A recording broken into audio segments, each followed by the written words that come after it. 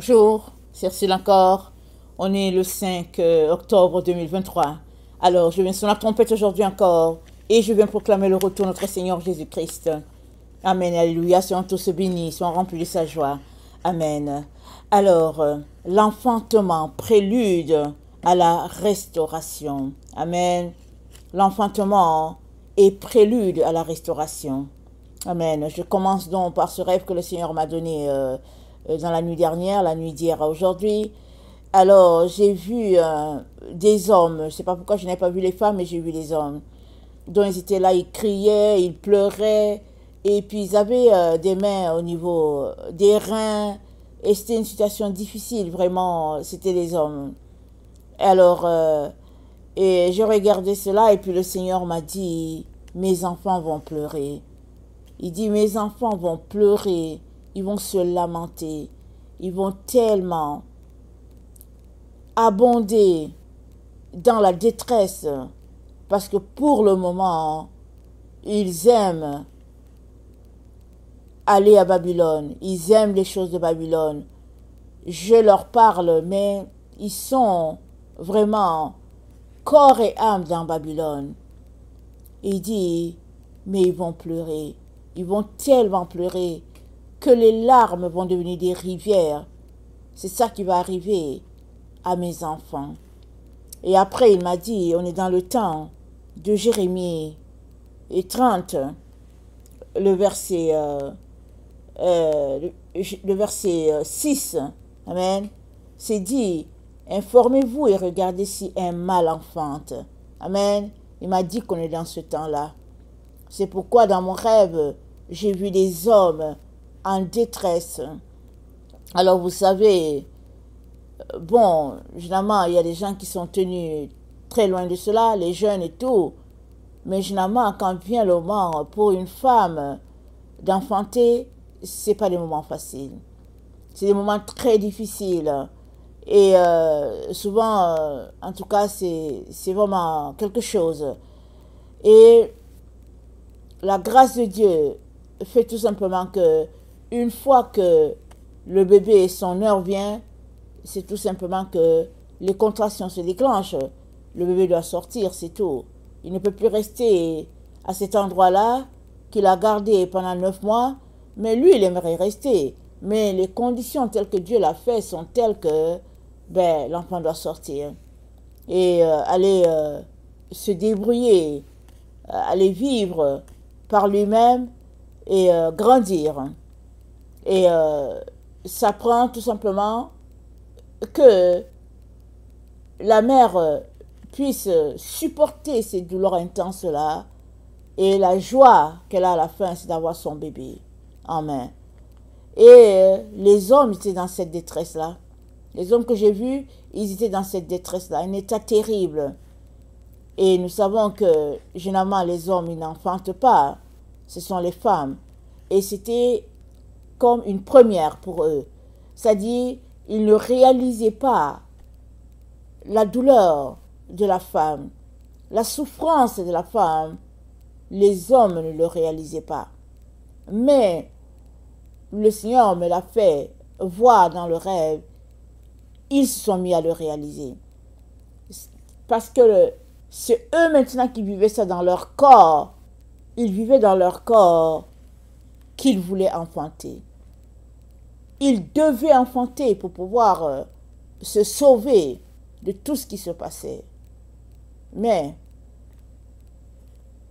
avaient-ils conçu? Ça, c'est la bonne question. Alors, je vais lire le texte et on va regarder qu'est-ce que le Seigneur a pour nous aujourd'hui.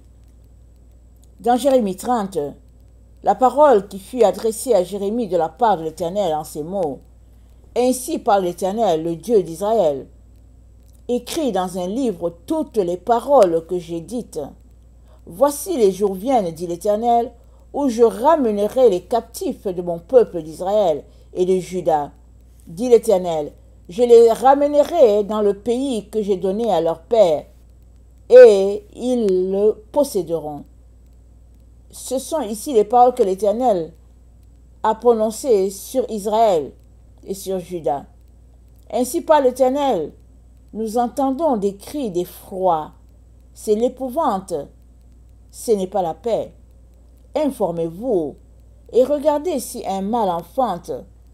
Pourquoi vois-je tous les hommes les mains sur leurs reins, comme une femme en travail? Pourquoi tous les visages sont-ils devenus pâles? Malheur, car ce jour est grand. Il n'y en a point eu de semblable. C'est un temps d'angoisse pour Jacob, mais il en sera délivré. Amen. Donc un temps d'angoisse vient sur les habitants de la terre, il vient sur tous ceux-là qui ont une relation avec Dieu. L'angoisse vient sur l'étendue du territoire. Et le Seigneur montre le tableau des hommes qui ont les mains sur les reins. On dirait qu'ils ont été surpris dans cette situation. Parce que Dieu dit, nous entendons des cris d'effroi. C'est l'épouvante. Ce n'est pas la paix. Alors quand ce n'est pas la paix, ça veut dire que c'est perturbé. C'est-à-dire, c'est la guerre. Le contraire de la paix, c'est la guerre. Alors, c'est ça que le Ténèbre nous brosse comme tableau. Il dit, mais ce n'est pas la paix. Il dit, c'est des cris d'effroi. L'effroi, c'est la peur. Et il dit, informez-vous pour voir si un homme accouche. Si un homme enfante. Pourquoi est-ce qu'ils ont les mains sur les reins, comme une femme en travail? Alors, donc, physiquement, hein, nous savons que l'homme apporte la semence. Et c'est la femme. Une fois que l'œuf est fait, c'est la femme qui porte, qui a tout le poids, n'est-ce pas, pendant 9 mois. Et souvent même, c'est à peine s'il y en a qui te donnent de l'eau pendant que tu es dans ta grossesse, parce qu'ils ne réalisent même pas l'état dans lequel tu es. Alors, mais dans cette situation-ci, le Seigneur pointe le fait que ce sont les hommes. C'est la junte masculine qui est dans la détresse. Parce que d'un coup comme ça, elle doit enfanter. Or, les hommes n'enfantent pas. Mais elle doit enfanter, elle doit présenter un bébé. Et voilà pourquoi ils sont saisis d'effroi. Parce que c'est du jamais vu. Comment vont-ils faire? Mais la vérité est que ils ont les mains sur les reins. Nous savons que les reins, c'est l'endroit où passent les différentes les transactions au niveau du corps. Quand la nourriture vient, l'eau et tout, ça passe dans le rein qui est comme un tamis, une machine à tamiser. Une partie reste dans le corps et puis l'autre est évacuée dans les déchets. Et ces hommes-là ont les mains sur les reins. C'est-à-dire, il y a un travail de tri, de séparation qui est en train d'être fait par eux-mêmes. Si c'est des personnes qui avaient traîné, quand Dieu a appelé, alors ce jour-là, ils se sont levés pour enfanter. Ils se sont levés. Et on peut dire, l'enfantement ne peut pas se passer comme ça, puisqu'il n'y avait pas une semence qui était là, qu'ils avaient plantée. Mais c'est dit, au verset 7, c'est un jour grand. Il n'y a rien de semblable qui a été jamais vu. C'est un temps d'angoisse. Mais Jacob sera délivré. C'est-à-dire, alors qu'ils ont les mains aux reins, en train d'appeler, en train de crier, Dieu va écouter. Et il y a des personnes comme ça, quand elles sont prises dans la détresse, dans le désarroi, c'est là qu'elle se mette à pleurer, à crier, à lutter. Et c'est dit que ce jour-là, Dieu va délivrer Jacob, ce jour de détresse-là. Mais pas les autres nations. Il va délivrer Jacob, il va délivrer la descendance d'Israël, c'est-à-dire les enfants de Dieu, les chrétiens qui marchent selon lui, ils seront délivrés. Parce que là, devant le feu de l'action, c'est là qu'ils vont se mettre à crier. Mais ça ne sera pas sans épreuve, parce que c'est dit qu'ils sont saisis d'effroi. On entend des cris, on entend d'épouvante, ce n'est pas la paix. C'est-à-dire, ils vont vivre un temps de persécution terrible. Et Dieu ne veut justement pas que tu attendes jusqu'à ce jour-là.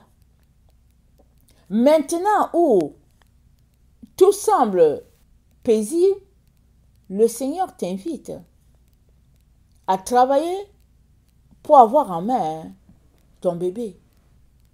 Et c'est quoi le bébé que chacun est appelé à enfanter? Chacun est appelé à avoir son enfant comme Marie a eu le sien. Et l'enfant que nous sommes tous appelés à enfanter, c'est l'enfant Jésus. Parce que il est la semence que nous plantons dans le sol, dans notre jardin, pour produire encore d'autres semences. Il n'y a pas une autre semence.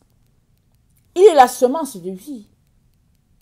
Si tu as cette semence-là, non seulement tu as la vie éternelle, mais cette semence-là en toi jaillit pour que d'autres encore aient la vie éternelle, et puis, etc. Et puis la multiplication, elle est là, et c'est une multiplication où la semence, elle est identique.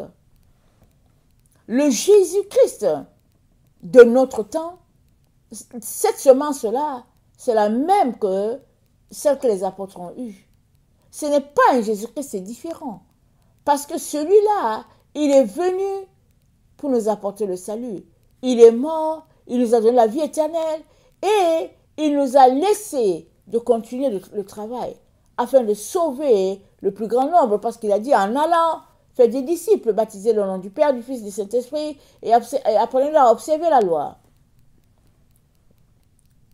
Donc, tout un chacun, là où nous sommes là, tout un chacun est appelé à avoir enfanté ou bien à être sur le point d'enfanter, mais tout un chacun doit être là.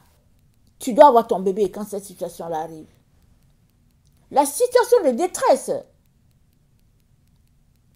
alors qu'elle va éclater sur toute la terre, ce serait important que tu aies ton bébé, que tu aies ta connexion avec ton Seigneur, ton Dieu, si bien que tu vas reposer sur cette relation-là que tu as bâtie.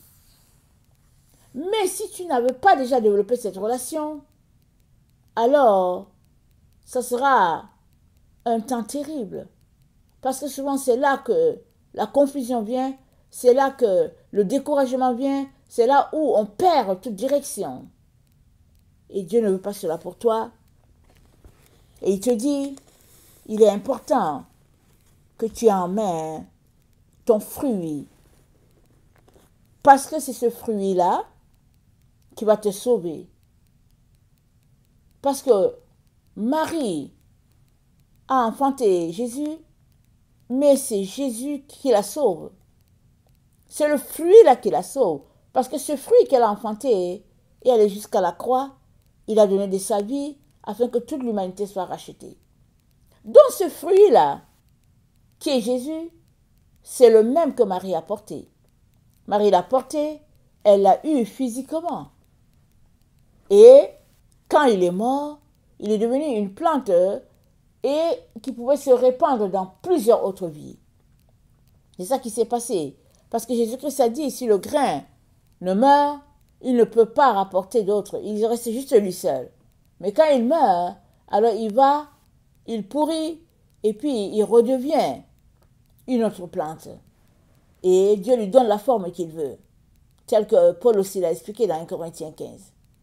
Alors, on est donc à ce stade-là où il est important d'avoir son bébé, comme dit, mais surtout il est important d'avoir les mains sur les reins.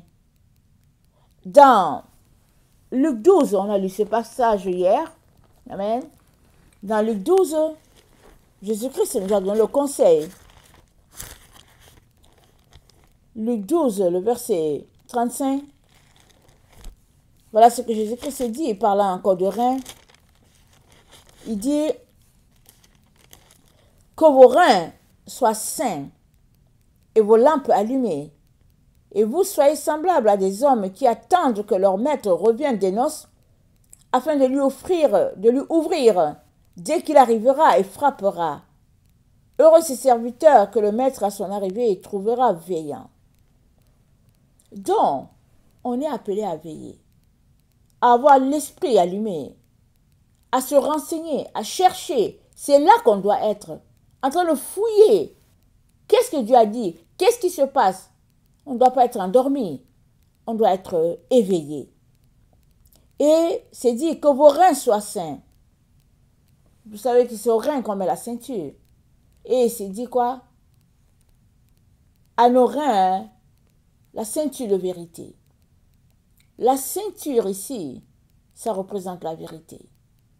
Alors, ils avaient les mains sur leurs reins parce que ils étaient en train de creuser pour la vérité. Ils pleuraient pour connaître la vérité. Mais au fait, ils avaient été retardés. Par quoi? On ne sait pas. Ont-ils traîné à jouer aux cartes, à regarder au soccer? Qu'est-ce qu'ils faisaient? On ne sait pas, ce n'est pas précisé dans le texte. Mais c'est tout simplement dit qu'ils étaient dans l'épouvante, dans la détresse, et leurs mains étaient sur leurs reins. Alors, le rein, l'endroit où on tamise, comme on a dit, mais c'est surtout la vérité que le Seigneur pointe. As-tu la vérité? Marches-tu selon la vérité, celle-là de Dieu? Pas une vérité mise en place par un religieux que tu suis. Pour connaître la vérité, il faudrait toujours que tu ailles dans la parole. Et Jésus-Christ a dit, vous connaissez la vérité et puis elle vous rendra libre.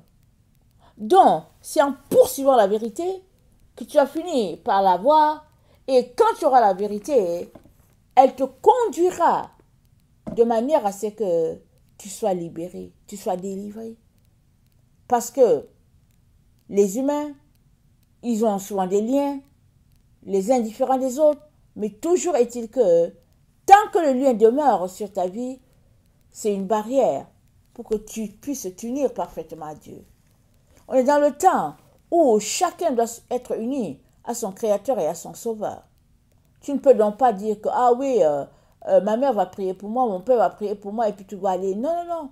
Tu dois t'arrêter et prendre les taureaux par les cornes et puis vivre ce que tu as appelé à vivre. Et souvent, on se trouve occupé, mais si tu veux connaître la vérité, tu te donneras le temps pour aller le chercher.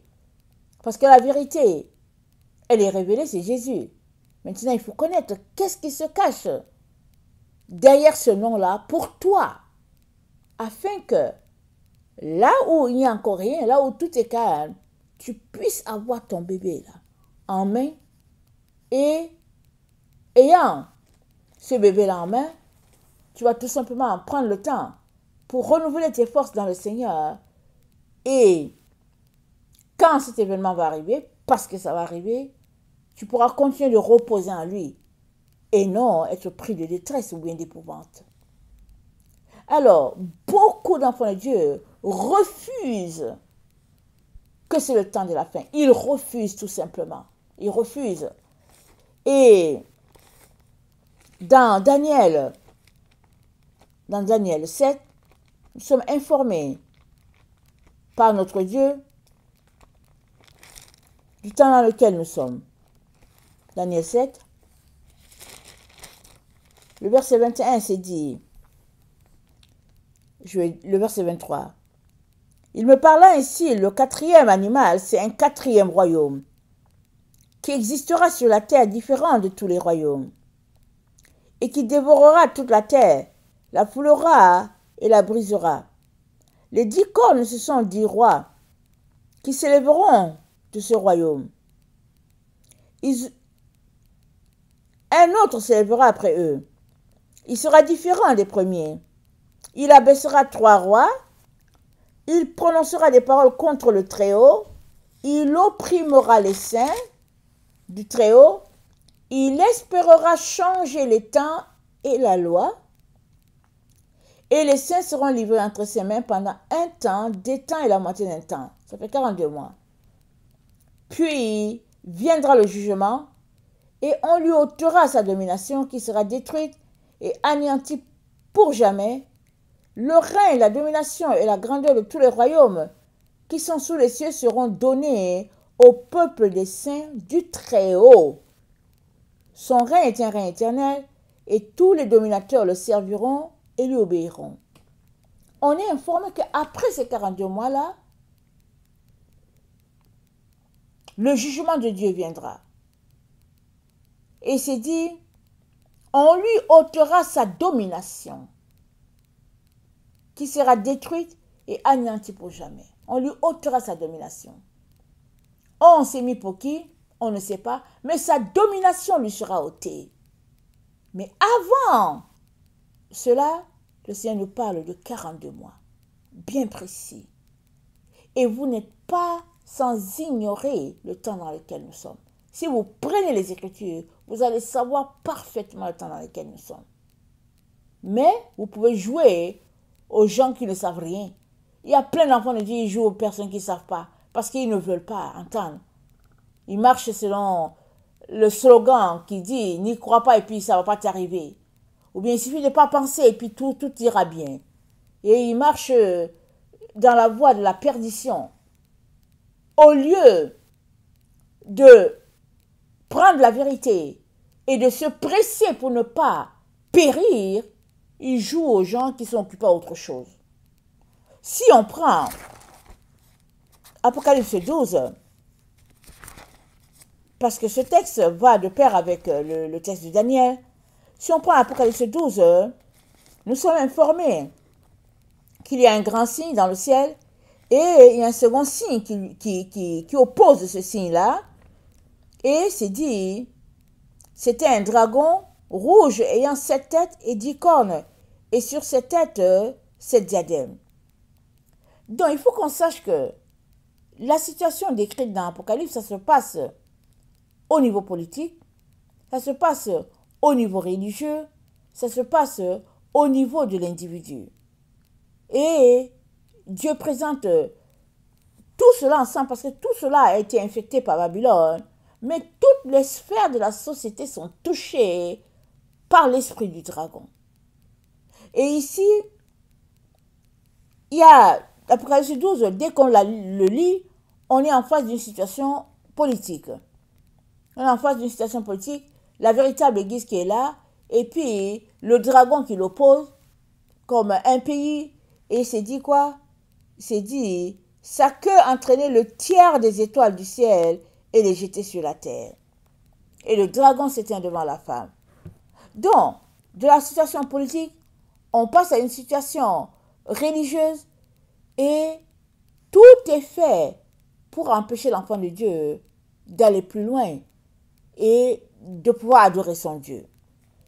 Et du verset 1 au verset 6 de l'Apocalypse 12, on voit 1260 jours qui s'écoulent. Ça correspond à 42 mois. Et il y a guerre.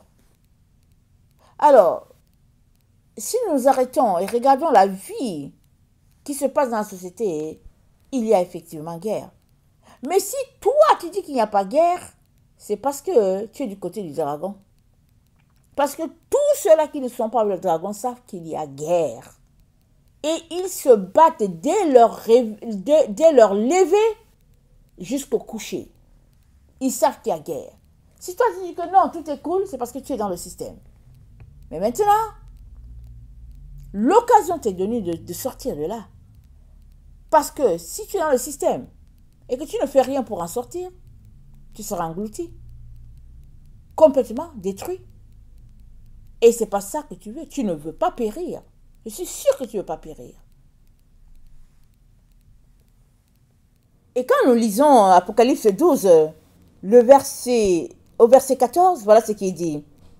Et les deux ailes du grand aigle furent données à la femme, afin qu'elle s'envolât au désert, vers son lieu, où elle est nourrie un temps, 2 temps, et la moitié d'un temps, loin de la face du serpent. Donc, quand on regarde Apocalypse 6, pendant Apocalypse 12, le verset 6, ça dit « Et la femme s'enfuit dans le désert, où elle avait un lieu préparé par Dieu, afin qu'elle y fût nourrie pendant 1260 jours. » Ce qui se passe, c'est que en lisant ce texte-là, on peut penser que les 1260 jours, c'est les mêmes que les 42 mois.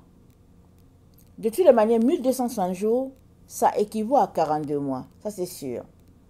Mais quand on lit Apocalypse 12, le verset 6, on peut penser que c'est le même événement. Voilà. On peut penser que c'est le même événement sans qu'il y ait de l'espace entre les deux. Mais le texte même nous montre que il y a 2 événements différents. Il y a un premier 1260 jours et il y a un deuxième 1260 jours. Ou si vous voulez, il y a un premier 42 mois et un deuxième 42 mois. On a déjà passé le premier 1260 jours avec les événements qui sont arrivés comme on connaît. Et maintenant, l'Église de Jésus-Christ va encore entrer dans une phase encore de retrait plus profond que la première fois. La première fois, il y a plusieurs qui ont quitté l'Église conventionnelle, qui sont réfugiés chez eux, loin de ce qui se passe dans l'Église. Mais il y a d'autres qui sont restés. Ils étaient partis, ils sont restés. Mais cette fois-ci, ça arrive encore.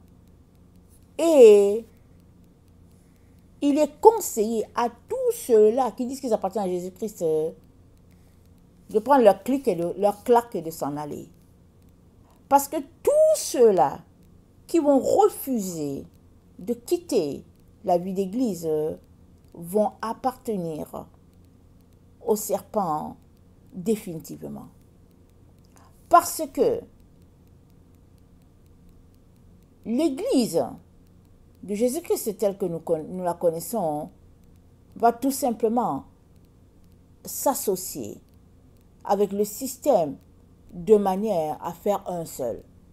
Si nous lisons Apocalypse 13, le verset 11, c'est dit « Puis je vis monter de la terre une autre bête, qui avait 2 cornes semblables à celles d'un agneau, et qui parlait comme un dragon.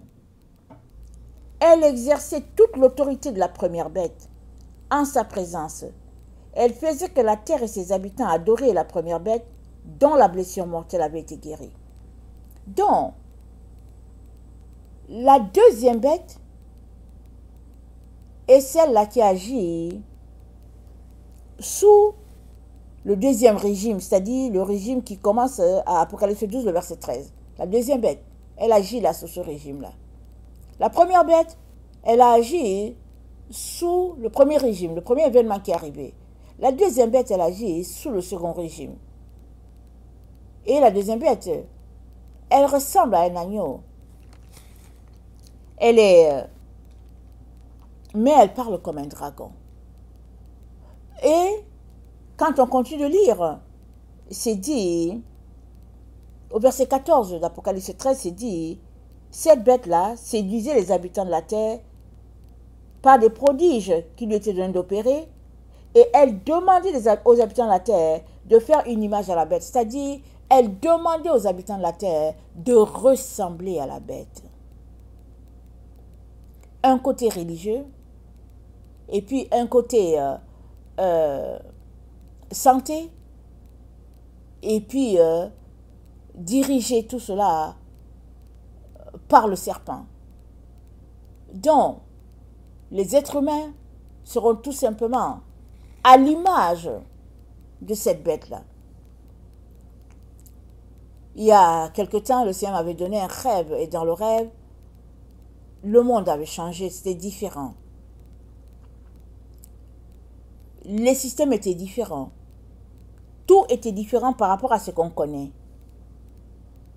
Et je voyais des gens, des personnes religieuses bien, qui aimaient le Seigneur, mais ils étaient dans une relation de camouflage. Alors, les mari et femme, ils étaient plus ensemble. Et le mari était allé épouser un autre homme. La femme était allée épouser une autre femme. Juste pour que les papiers soient changés afin qu'il n'y ait pas de problème. Et puis, quand venait le soir, chacun rejoignait sa maison. Chacun rejoignait son mari ou bien chacun rejoignait sa femme. Mais dans la journée, ils vivaient comme un couple, comme des couples de même sexe. Et après, bon, chacun rejoignait son logis. Et pour ceux qui n'étaient pas dans des relations maritales ou quoi, alors il y en avait qui avaient quelque chose de différent sur eux. Ils étaient comme des robots, ils avaient quelque chose de différent tout simplement. Il fallait qu'ils soient marqués par quelque chose du système. Et c'est comme ça que la vie fonctionnait.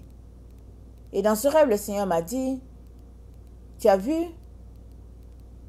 j'ai voulu amener mes enfants plus loin dans la sainteté, dans la pureté, mais ils ne voulaient pas souffrir. Et voilà, ils se retrouvent à être esclaves du système, esclaves de Satan. Et c'était vraiment quelque chose de... C'était terrible. Mais c'était là que le monde était rendu. Et on est à la veille d'une grosse annonce, n'est-ce pas? Qui sera faite quand, comment? Mais ce que tu dois savoir, c'est que tu dois t'organiser pour avoir ton bébé Jésus. Tu dois l'avoir déjà enfanté. Tu dois t'organiser pour chercher Dieu dans les pleurs, les larmes, le jeûne. Déjà là.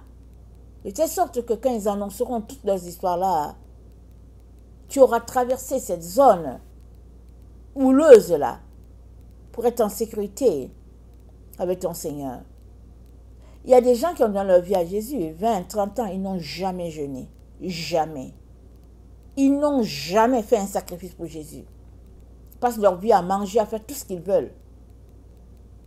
C'est à ne rien comprendre. Parce que c'est dans le jeûne que tu humilies ton âme, que tu mortifies la chair pour aller chercher les choses de l'esprit. C'est vrai, le creux, ça fait mal, la soif, ça fait mal, et puis il faut tenir, il faut s'exercer à tenir.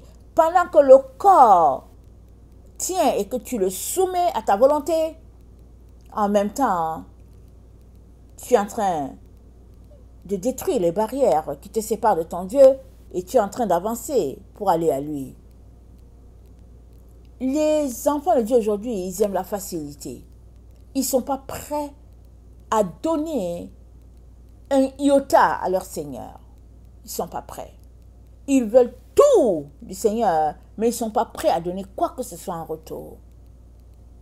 Et si c'est sur cette voie-là que tu es, je t'encourage fortement à te repentir et à venir devant Dieu dans les pleurs, les larmes, le supplier de t'aider. Il va t'aider.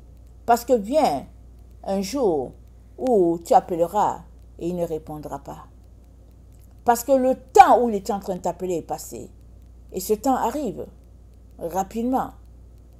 Parce qu'il y a Dieu qui appelle et qui a les bras ouverts, et aussi Dieu qui dit, les temps sont accomplis, passons à autre chose. Et il le faut bien parce qu'il est un Dieu, il est Père. Nous devons le craindre, nous devons le respecter et nous devons lui rendre honneur. Et il dit dans Malachie, si je suis Dieu, où est l'honneur qui m'est dû? Si je suis Père, où est l'honneur que vous avez pour moi? Et il est temps que tous ceux-là qui professent lui appartenir arrêtent leur vie entre deux et qu'ils se consacrent effectivement à leur Dieu de manière à lui être dévoués corps et âme. Amen. On est dans ce temps-là.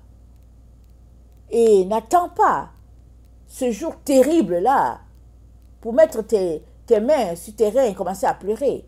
Pleure maintenant. Maintenant pleure alors qu'il n'y a rien. Pleure maintenant. Et Dieu t'entendra. Il te donnera de contourner tout ce qui se passe. Et pour finir, il y a une seule voie qui va nous mener à Dieu. Le chemin étroit et resserré, c'est ça. Mais aussi la voie de la chasteté et la pureté. Parce que la Nouvelle Jérusalem, c'est sur la terre. Le millénium, c'est sur la terre. C'est avec des gens qui marchent dans la pureté, qui ont accepté de suivre leur Seigneur, de se sanctifier. Et sur la terre, il sera fait comme au ciel. Pas des choses de la chair, juste les choses de l'esprit. Dieu ne force personne, mais si tu dis que tu veux le suivre et qu'il est ton Père, alors il te dit, réfugie-toi dans la chasteté, dans la pureté, et tu échapperas à toutes ces choses-là. Je terminerai en lisant le texte de Genèse 35 pour nous encourager à la sainteté et à la pureté, à la purification. Dieu dit à Jacob, lève-toi, monte à Bethel et demeure-y. Là, tu dresseras un autel au Dieu qui t'apparut lorsque tu fuyais Ésaü ton frère. Jacob dit à sa maison et à tous ceux qui étaient avec lui, ôtez les dieux étrangers qui sont au milieu de vous, purifiez-vous et changez le vêtement. Nous lèverons et nous monterons à Bethel. Là, je dresserai un autel au Dieu qui m'a exaucé dans le jour de ma détresse et qui a été avec moi pendant le voyage que j'ai fait. Ils donnèrent à Jacob tous les dieux étrangers qui étaient entre leurs mains et les anneaux qui étaient à leurs oreilles. Jacob les enfuit sous le térébinthe qui était près de Sichem. Ensuite, ils partirent. La terreur de Dieu se répandit sur les villes qui les entouraient, et l'on ne poursuivit point les fils de Jacob. La chose qui faisait que les gens pouvaient les poursuivre, ils les ont débarrassés, ils se sont débarrassés. Si tu as quelque chose de l'ennemi sur toi, tu donnes accès à l'ennemi à ta vie. Mais si tu enlèves tout, comment il va faire pour t'atteindre? Parce que tu t'es séparé de la voie du mal. C'est deux voies différentes. Le Seigneur a dit, j'ai mis devant toi le bien et le mal, choisis le bien. J'ai mis devant toi la vie et la mort, choisis la vie. J'ai mis devant toi la lumière et les ténèbres, choisis la lumière. Alors, si tu choisis la voie que Dieu a indiquée, comment les ténèbres vont faire pour venir t'engloutir? Ils vont essayer, mais ils ne peuvent pas t'engloutir. Arrête-toi, prends un temps seul, concentre-toi et regarde dans ta vie toutes ces choses-là qui font que ta vie ne plaît pas à Dieu, et enlève-les, ôte-les. C'est vrai, tu ne peux pas tout avoir. Souvent, en faisant le ménage, tu perds tout le monde. Mais que veux-tu? Avoir tout le monde et puis perdre Jésus? Ou bien perdre tout le monde, avoir Jésus pour aller après les regagner? Parce que ce que tu auras perdu, Jésus-Christ va te les redonner. Sûr et certain, il est plein de compassion. Parce que tu as perdu tout cela à cause de lui.